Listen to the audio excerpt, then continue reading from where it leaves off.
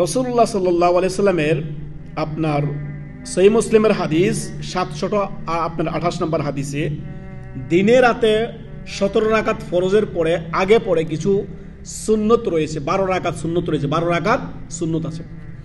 এই 12 রাকাত সুন্নতের যদি আমরা হেফাজত করি, আল্লাহ রাব্বুল আলামিন আমাদের জন্য জান্নাতে একটি প্রাসাদ নির্মাণ করবেন, সুবহানাল্লাহ।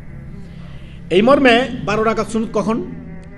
যোহরের পূর্বে 4, পরে 2, কত হলো 6, তারপরে মাগরিবের পরে 2, কত হলো 8 হলো, তারপর এশার পরে 2, কত হলো 10, তারপরে ফজরের পূর্বে 2, কত হলো 12 রাকাত।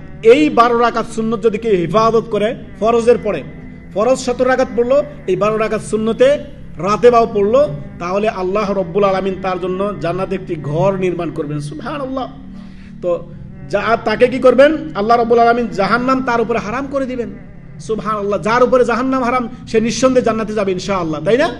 একই না ইনশাআল্লাহ। সৎকর্মশীল মুমিনদের জন্য আল্লাহ তাআলা ওয়াইদাত লিল মুত্তাকিন, আল্লাহ বলেছেন মুত্তাকিন আল্লাহ বিরোধীদের জন্য আল্লাহ তাআলা জান্নাত তৈরি করেছেন। অতএব আমাদেরকে মুত্তাকি হতে হবে। আপনার ফরজ ঠিক আছে, ফরজের পাশাপাশি এখন সুন্নত বলে এগিয়ে যান।